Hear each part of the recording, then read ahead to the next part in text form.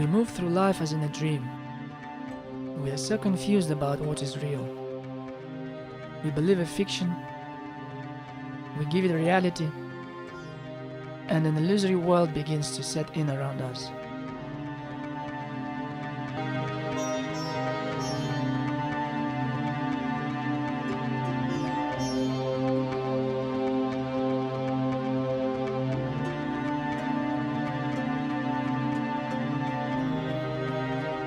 It has happened with our money, with every financial transaction that every person in this world is engaged in.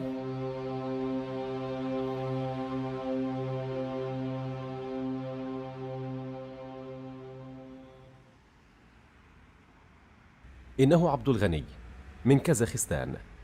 كان على وشك إنهاء دراسته الثانوية عندما انهار الاتحاد السوفيتي، ولا زال يذكر كيف فقد الروبل الروسي قيمته في أشهر قليلة، وكيف ألقيت الأوراق النقدية في الشوارع فألصقها الناس على جدران المراحيض العامة. وبحث عبد الغني وقت ذاك عن أجوبة شافية، فدخل الجامعة لدراسة الاقتصاد معتقدا أن الرأسمالية هي نقيض الشيوعية، لكن نظرة عن قرب كشفت له عن عامل مشترك بينهما.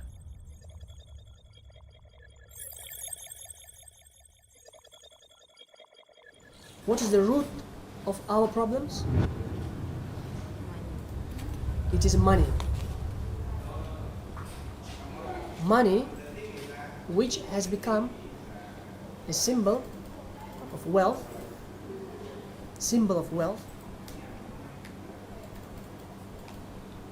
whose value is determined by the masters of usury. You know what is usury?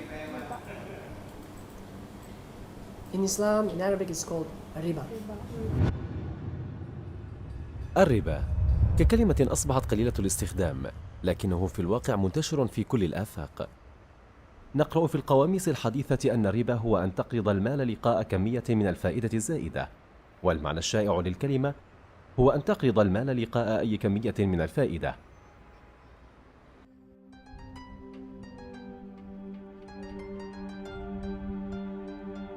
في مسرحية تاجر البندقية لويليام شكسبير، يقوم شاب باقتراض المال كي يتزوج فتاة، لكن الدائن يطلب مقابلا للدين لحم الشاب الحي إذا أخفق في تسديد المبلغ. إذا احتاج إنسان ما أو شركة أو أمة ما لاقتراض المال وتوجب عليه أن يدفع مبلغا زائدا بغض النظر عن ما أنتجه، فإن الفائدة عندها تؤخذ من اللحم والعظم. وفقا لدين الإسلامي فإن تعريف الربا يشمل معان أوسع. قال القاضي أبو بكر بن عربي الذي عاش في القرن الثاني عشر في إشبيلية: إن الربا هو أي ارتفاع غير مبرر بين القيمة المعطاة والمأخوذة للبضائع. هذا يعني أن قيمة ما نعطي يجب أن تتطابق مع ما نأخذ، لأن ثروات العالم محدودة، فإن كانت هناك زيادة فمن أين أتت؟ فالربا هو الغبن في المعاملات التجارية، إنه كسب بالإكراه والتلاعب أو الاستغلال. Banking capitalism has departed from what is good and human. It produces an imbalance which is at the core of the deaths by hunger of millions of people, children.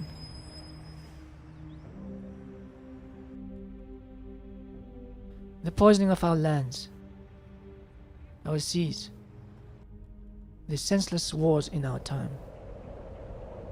وأحل الله البيع وحرم الربا.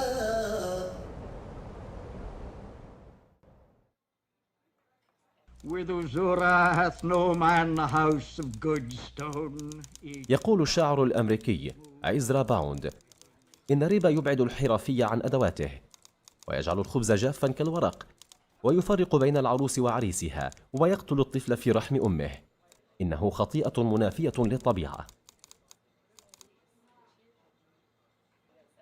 The masters of usury some time ago came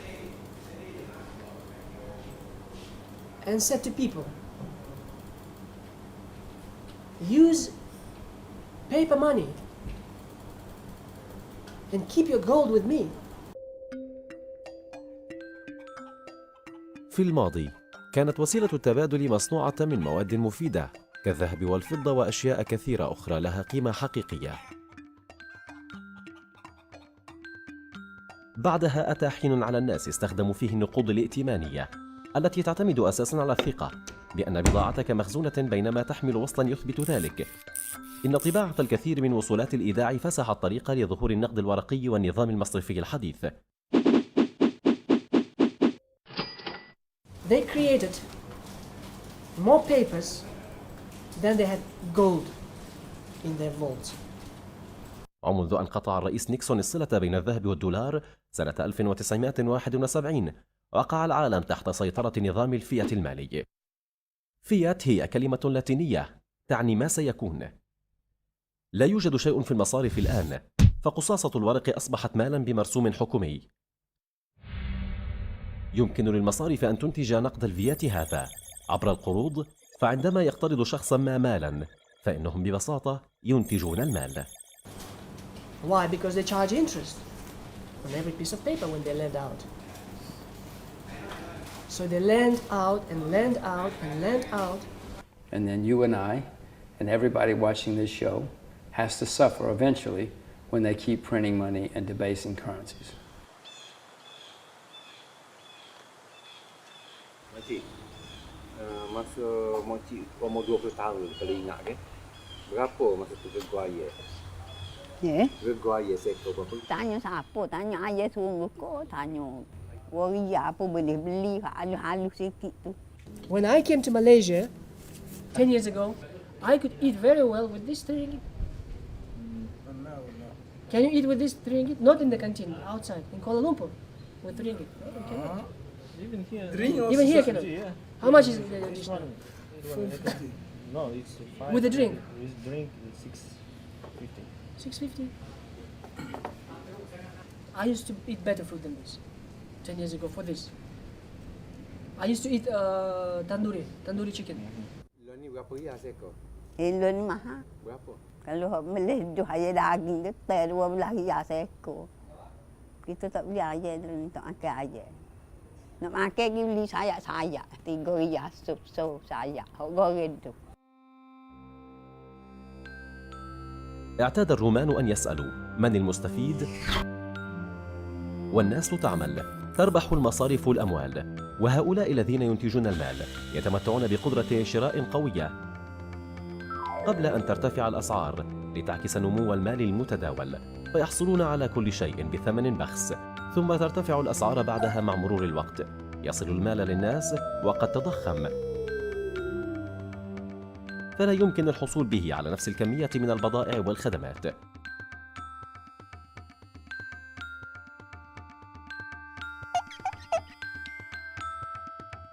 يلجأ البعض إلى طلب القروض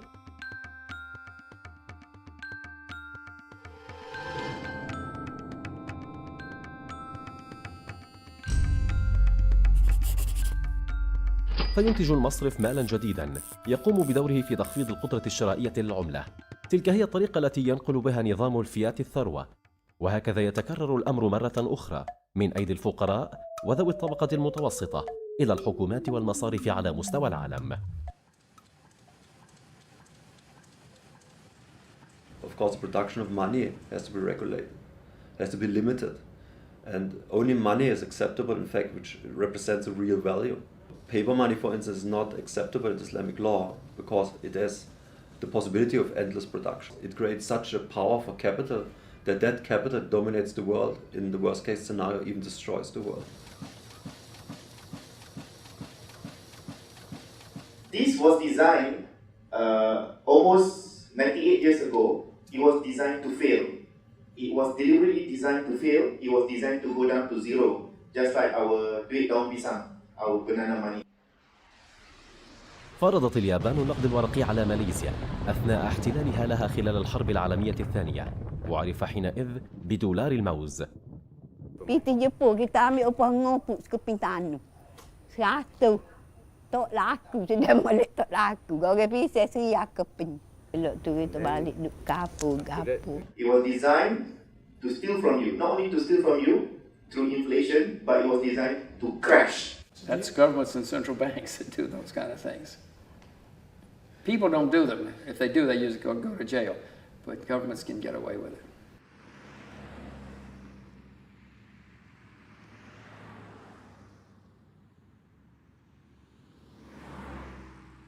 Our monetary policy is to achieve price stability in an environment of sustainable growth. Don't listen to the government statistics because they lie. Nearly all governments lie about inflationary statistics. You don't even know what is real inflation because they're fooling you with CPI, Consumer Price Index, which is way below the real inflation. So people imagine people who worked hard and put aside their hard-earned money 10 years ago. What do they find today? They find that their savings diminished 2.5 times. Is that fair, you tell me? We don't even question them anymore. We don't go and say, hey, hello. What is happening? We have an environment where people are still savings. We have one of the highest savings rate.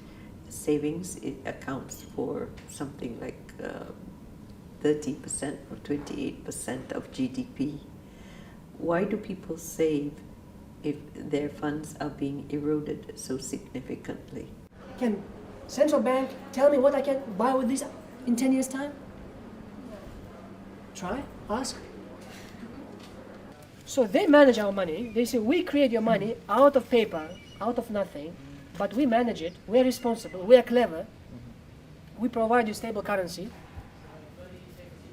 But when they fail, and they do fail every time, they don't even apologize. Have you ever heard a central banker standing in front of the nation and apologizing?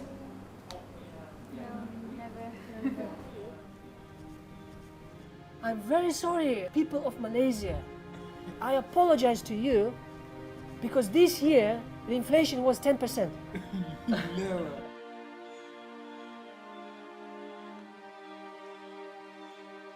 Paper money is the biggest hoax in the history of mankind.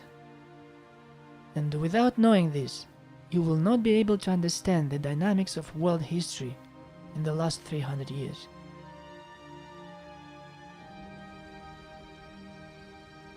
بعد أن فقد أمله في الرأسمالية، لجأ عبد الغني إلى صلب تقاليده. هو يعلم أن الإسلام يرفض الربا، فظن أن المسلمين أنشأوا نموذجا اقتصاديا أكثر توازنا. I'd like to take this opportunity to mention something about Islamic finance. قاده البحث إلى ماليزيا، المقر الشهير لما بات يعرف بالنظام المصرفي الإسلامي. Now, if banking by definition is usurious, what is Islamic banking?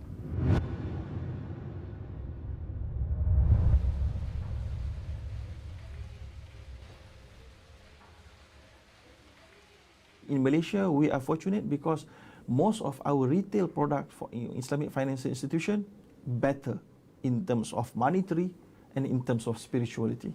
Islamic finance, first of all, has the requirement that it must have an underlying economic activity. There will be no interest, but maybe there will be hibah, gift from Bank Negara to Islamic Commercial Bank. So it depends, but that is how they treat the things. Gift, yeah, hibah. They call it in Islamic terminology as hibah. Hibah is gift. For example, I want to give you, you lend me money, not lend me money. You put a money to me, okay, for safekeeping while you are away. So what I do is that I'm utilizing your money for my investment, but I have to guarantee that your money will be saved. Because I managed to get profit from your capital, okay. So when I'm returning your money, I'm returning it with some of gift, meaning some more money. Okay, that is not interest because that cannot be obliged. What happens? Muslim financial engineers and bankers who were trained in Western banking began to infiltrate into Islamic banking, and they began to impose the models, Western models, that they were trained with. How do you do that? Well, what you do is you try to Islamize. You take each Western transaction and then you try to Islamize. What you do is you add a transaction here, add another transaction there, make it more complicated, use Arabic names and things like that. And then, but actually these things function in very similar terms to the Western finance. As a result, the Islamic finance Islamic banking has converged with Western banking. That is a problem.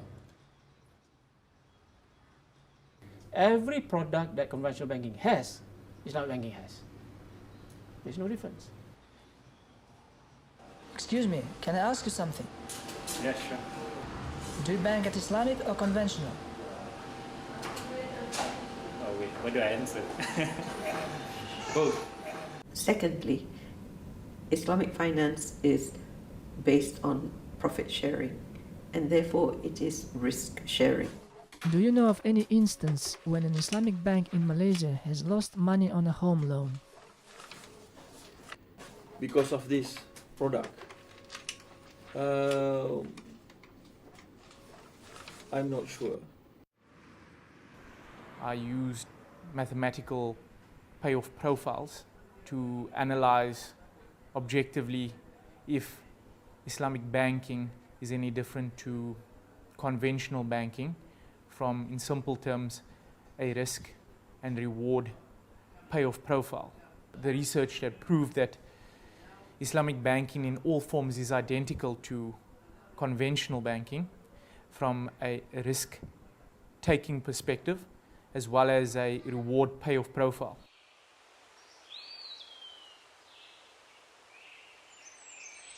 In 2007, I left after 4 years in an Islamic bank in Malaysia.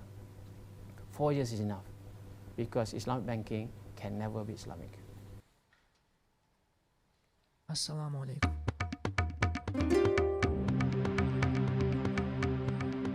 I was hoping the Muslims would have something better, maybe have forgotten, but still alive under the dust of colonial past. All I found was a poor imitation of capitalism, a clumsy Trojan horse inside Muslim lands. In the end, what they call Islamic finance is based on fiat money, and the central bank controls the whole industry. Even the word Islamic can become annoying when you hear them say Islamic mortgage, Islamic credit cards, Islamic Dow Jones. Why not Islamic whiskey? We are distracted by tiny Puritan details. We should focus on the honesty of our money, social justice, the environment. Islamic economics is based on economics, which is the West, which treats human as a resource. You put the word Islam, I don't like that. I have to change the whole thing. A great reset. It's like the computer, reset button, start all over again. قرر عبد الغني العودة إلى بلده، لكن عندما كان يستعد لمغادرة ماليزيا قابل رجلا اسمه عمر باديو.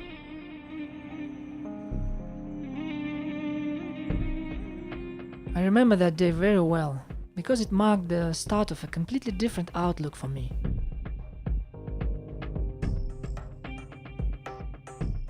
Capitalism is the enemy of Islam. And what I mean by that is that the very definition of our religion is against, in war against the system. This is where my fight began.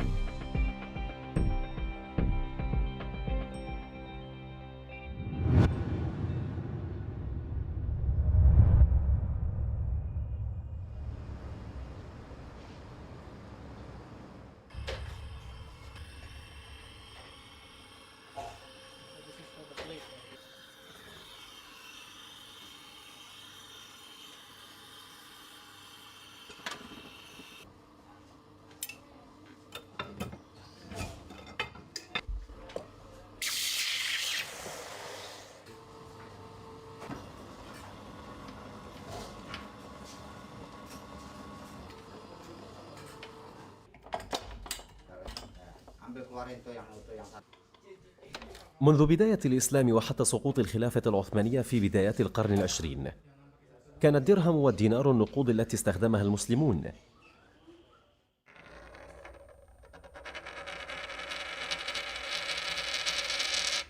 كان الدينار من ذهب ويزن 4 و25 جراما، أما الدرهم الفضي فكان وزنه دون 3 جرامات.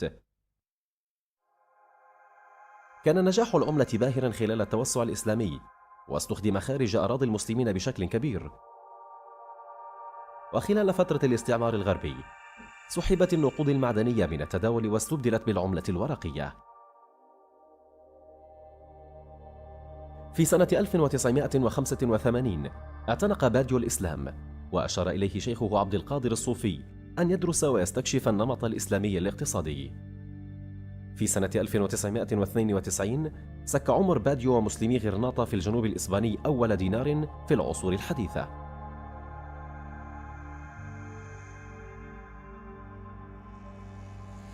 في السنة التالية التقى باديو بداتو هوشام نائب حاكم كلنتان، وقررت الحكومة أن تسك النقد وتفرض استخدام الدينار والدرهم في الدولة. When Dr. Omar Bedilu came and see us, we announced that we're going to mint dinar and dirham to overcome the world economic problems one day, inshallah. بعد سنوات 3 قدم أبو بكر ريغر، وهو رئيس دار سك النقد الإسلامي العالمية، قدم المشروع مع نجم الدين أربكان الذي أصبح فيما بعد رئيسا للوزراء في تركيا، فأعلن أن الدينار يجب أن يكون عملة الأمة الإسلامية.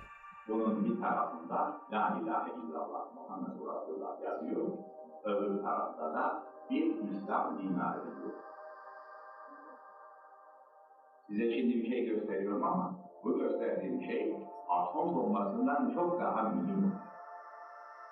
Later on, I was informed that in the coalition conversations with Tanju Chila at that time, where in fact he formed the government, I heard that he was informed by the other side that there are two issues which cannot be discussed in Turkey. One is the membership in NATO, and the other is the Islamic dinar.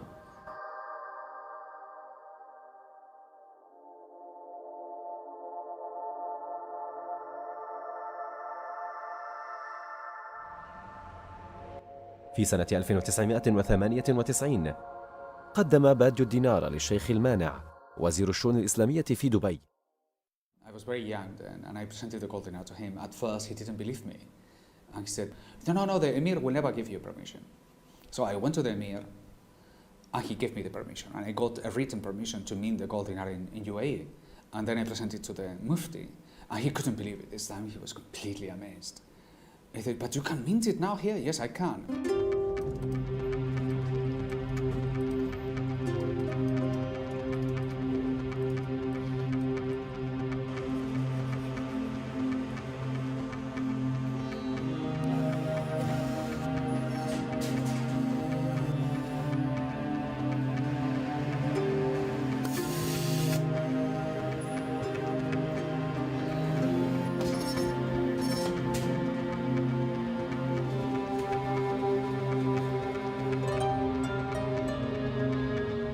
سنة 1999 أتى وفد الجماعة الإسلامية في إسبانيا، وقدم الدينار الذهبي للحسن الثاني ملك المغرب، فعبر عن رغبته في استخدام الدينار لدفع الزكاة، وهي ضريبة الرفاه في الإسلام، لكن الملك مات في تلك السنة وأصبحت خططه طي النسيان.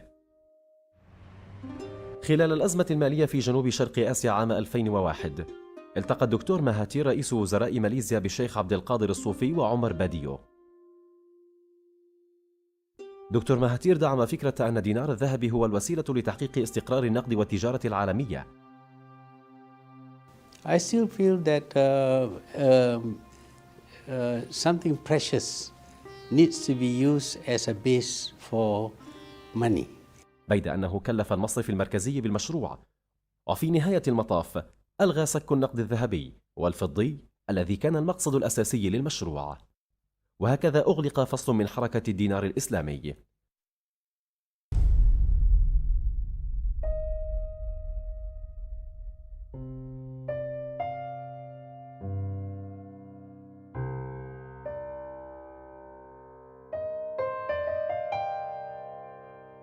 I cannot ignore this battle. I cannot say, let others fight this battle. Because he made me understand that this battle, although it's against usury and injustice, and the greatest injustice of our time, it is also my personal, my very own affair to discover my own self.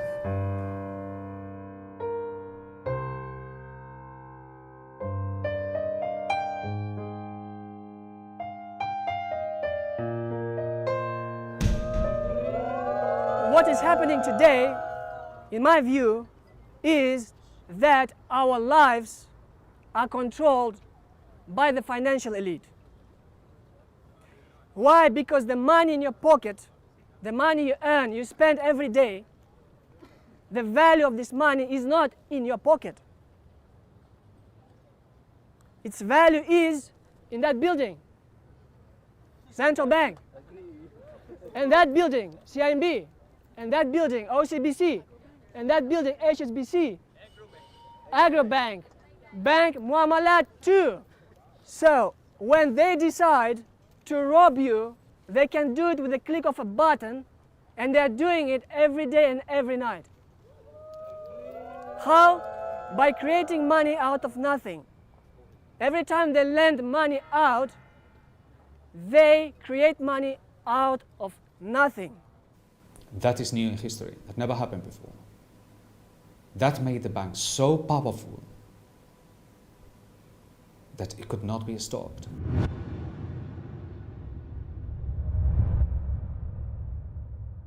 So the basic problem of paper money is there's nothing to stop them. Nothing at all to stop them. At least when you have something like a gold standard, there's something to stop them. Since it was introduced, up until now, you look at the dollar, in the last 100 years, dollar lost almost 98% of its value. The more frightening part of America is the dollar, because that is a weapon which destroys the whole human situation all over the world, and is a kind of attack now, which is of a completely other nature than attacks by an army, which follows at least some human standards. But dollar and the implication of the dollar all over the world doesn't follow any standard. It's very destructive. تشير المعلومات التي جمعت سنة 2008 إلى أن أقل من 5% من المال في العالم موجود حقا، بينما الباقي إلكتروني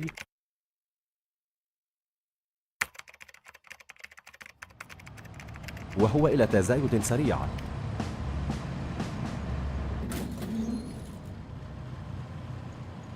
The dollar has got no backing whatsoever. It's a currency belonging to a country that is basically bankrupt. And I think eventually what will happen is the world will be made up of multiple currencies, multiple international reserve currencies. Paper currency. Well, currencies that are backed by the performance of different countries. Not backed by gold? Not necessarily. Not necessarily. I don't think gold is going to be the answer. I don't think returning to the gold standard will be the answer. Because the proponents of gold and silver money, they cite two major reasons. One is stability of gold, when they say and the purchasing power of gold against commodities and oil. And that is not correct. If we look at the cycle over several years, gold is equally volatile. Yes, we've seen very high prices and we've seen periods of very low prices as well. Yeah, but if you measure a piece of gold against commodities, it shows surprising stability. I can prove it to you. Obviously, gold has been an extremely good investment in the past 10 years, one of the best, if not the best, in that period of time. So people who have invested in gold have made a lot of money. There's little question about that. Because of that belief that the US dollar will have a value, then other currencies which are either pegged or which relates to the US dollar appear to have some value. But of course, most of these other countries have got reserves in other currencies as well, including gold. The amount of gold that we have in our reserves is very low. It is not a significant amount. Many years ago, we decided that we would not invest significantly in gold. You still have some central banks, most of whom who missed, you know, they grew up in the 80s or 90s or whatever, saying gold is bad, gold is bad, gold is bad, when gold was doing nothing for a long period of time. And so now they missed the move. Our reserves are invested in currencies of financial markets all over the world, including in emerging economies such as Asia. You can depend upon gold, but you cannot depend upon currencies, because currencies tend to fluctuate in value according to various factors.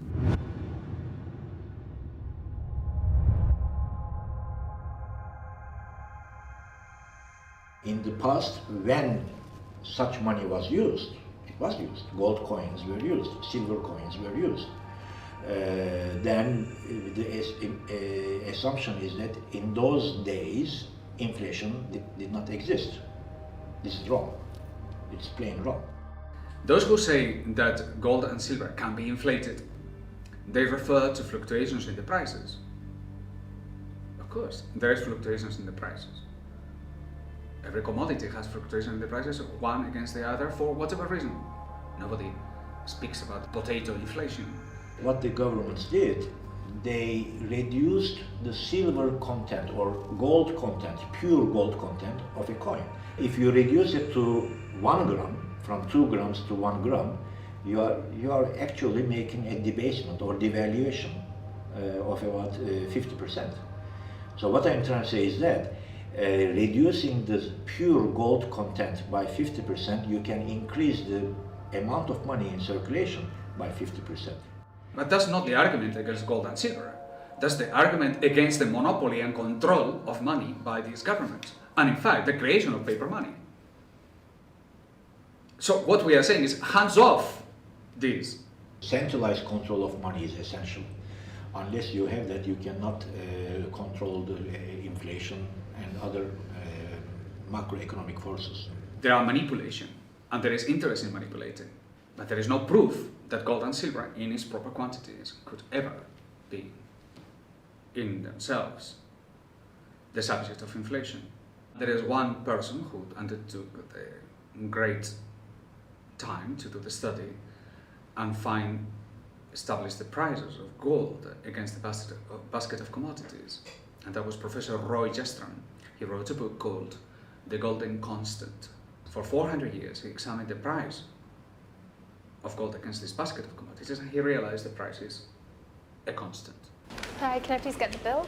Okay. 158 ringgit. Is it okay if I pay with dirham? Yes. Yeah. 1, 2, 4, 5, 6, 7. 1,400 years ago, at the beginning of Islam, one chicken cost 1 silver dirham, just like this coin I'm holding now. And today, I can buy 1 chicken in Kuala Lumpur with this coin. What does it mean? Tell me. Over the 1,400 years, the value doesn't change. This is honey from Yemen, and we are buying it in dirham and we are selling it in dirham.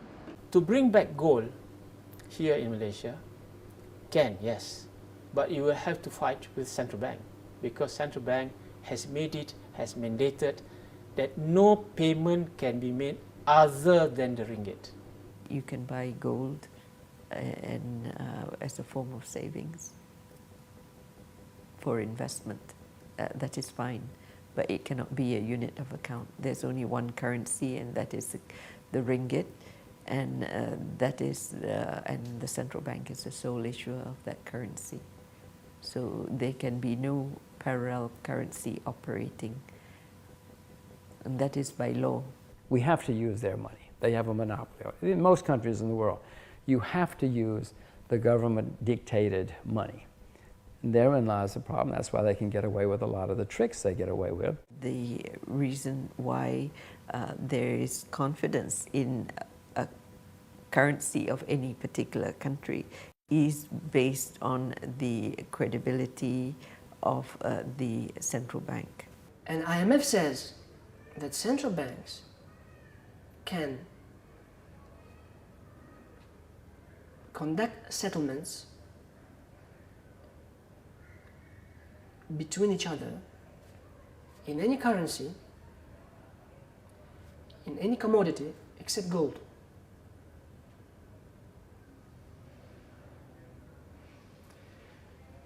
Now, to me personally, when you say that, I want to know why.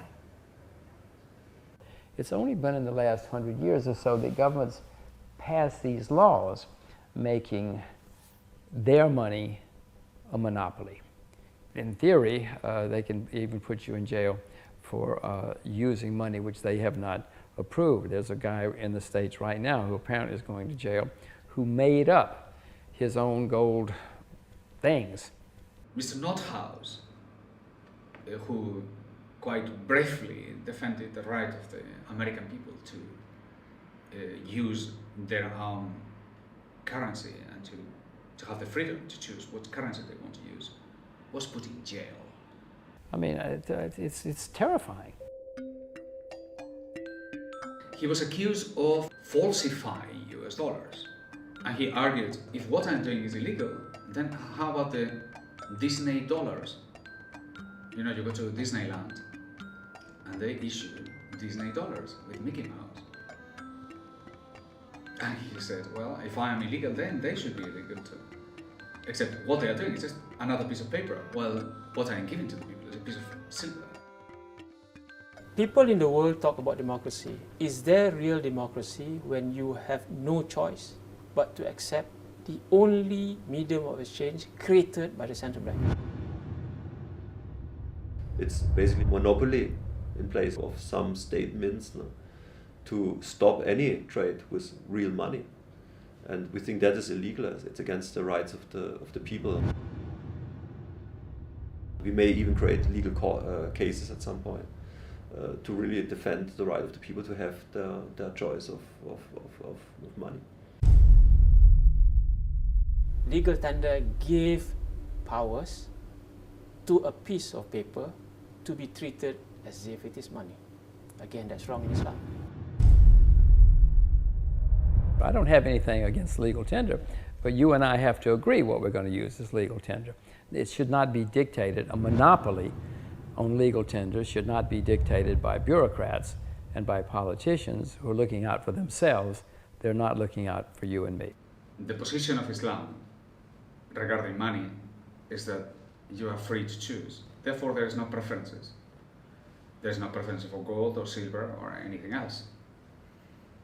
There is the same validity for salt to become a means of payment as there is for gold.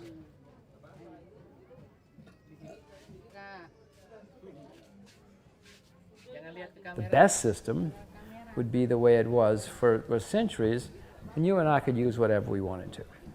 If you and I wanted to use silver, we use silver. And then, if politicians started debasing the money, you and I would know that, and instead of using silver, we would use seashells or sugar or anything we wanted to. تجارة عن تراض منكم. Some may like this piece of paper and that central bank somewhere promises that there is value behind this worthless piece of paper. And good luck to them. But I personally, I don't like this piece of paper. I don't want to use it. I like this shining metal, silver. I like gold because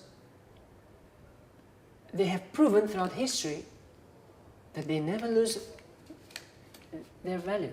We want gold and silver because we defend freedom. And that is not negotiable. No, but I have a currency which is better. I don't care whether you have a better currency. I choose what I want. You cannot come and tell me this is better for you, and by the way, you have no choice on the matter. This is simply not acceptable.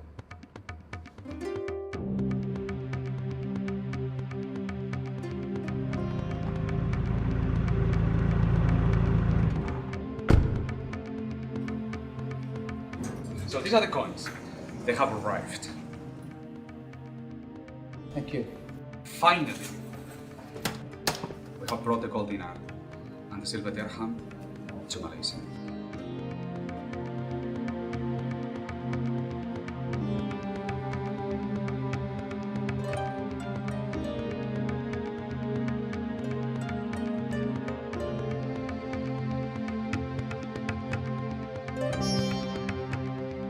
سنة 2010 أعادت حكومة كلنتان إطلاق النقد الإسلامي التاريخي، ودفع الحاكم نيك عزيز أول راتب حكومي بالدينار الذهبي. First, I'd like to congratulate the people of Kelantan.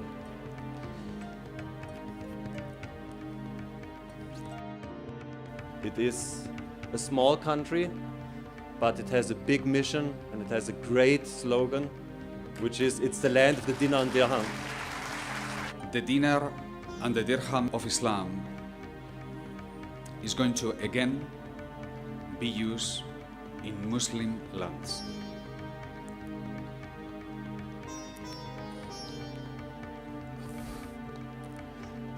You are chosen by Allah subhanahu wa ta'ala to break the ice.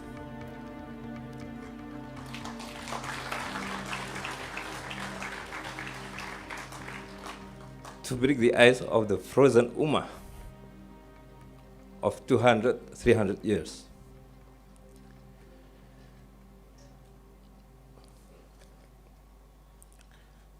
And believe me that all the ummah will follow you.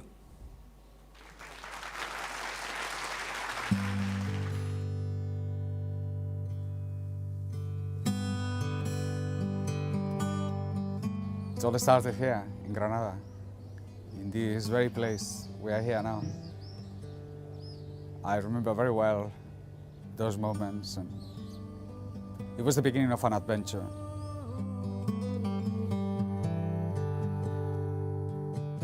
It was like a rolling, fast-forward movie.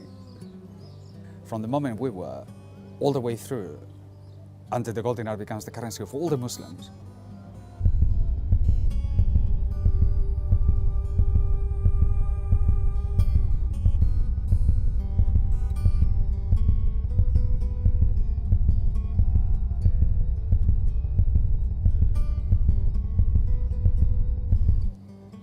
As if it was, you know, so you've seen it.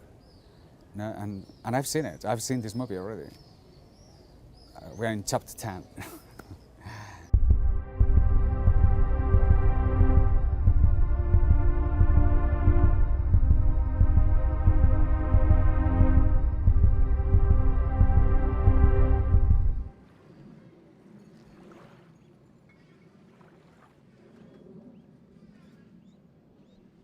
So now we are in Cilincing, in the northern part of Jakarta.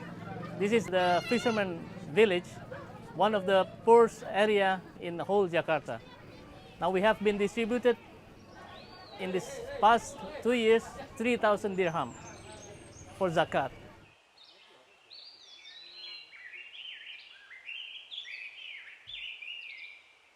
هناك 5 أركان للإسلام، الزكاة هي ثالثهما، وهي الضريبة القانونية الوحيدة يدفعها الأغنياء وتعطى للفقراء والمحتاجين في المجتمع المحلي، وهي أساس التكافل الاجتماعي. ووفقا لكثير من العلماء، الزكاة هي ركن ساقط إذا لم يتم جمعها من قبل السلطة المختصة، وبدلا عن ذلك تدفع كصدقة طوعية، وغالبا ما ترسل من بلاد بعيدة عبر الحسابات المصرفية.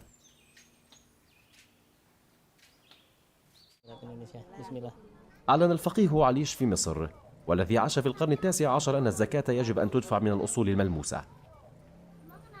وعندما سئل عما إذا كان بالإمكان إخراجها من الأوراق المالية النقدية أجاب بنعم، لكن قيمتها تقاس فقط بقيمة الورق.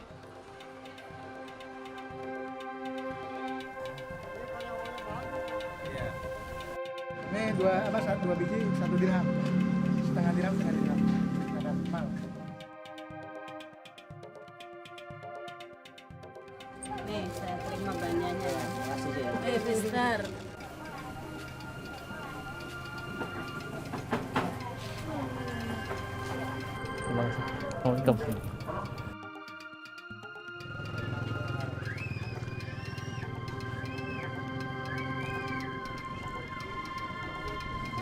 Berapa harganya ini dua?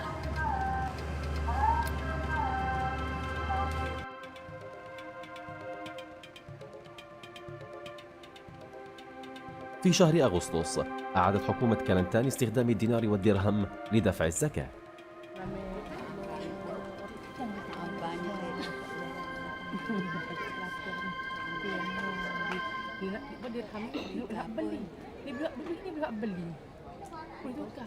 Ini harga dia lebih kurang dua ni 50 riyal. Ada kedai-kedai tu di dan dirham tu beli kan. Zakat ni. I hope truly that one day we come back and we bring the gold dinar to Granada, where it all started, in the sense of bringing together with the gold dinar the din of Islam. Islam has been only presented in Europe now as part of a problem. I mean, I just have to mention the word terrorism. Everybody linked Islam to problems, and nobody linked Islam to solution. Now, on the search for alternatives, fun enough, for the first time, the Quran and the Islamic revelation appears as part of a solution. I think, in the end, the ultimate question is, if you believe in the divine, if you believe in Allah, and you believe that the divine and Allah has a connection to the human being, and you believe that this connection was always expressed through all the religion all over the centuries by law, if you accept that connection, that there is a divine, there is Allah, and He has created the law which we have to accept, then you will find solutions. And then you will find that in the Islamic law, which is the last revelation, there are very precise answers to economical questions. If you don't want to be a zombie, a programmed consumer, passing through life just by eating, sleeping, and watching television, if you want to be in charge of your life, your health, your wealth, start to think about what is real and what is not.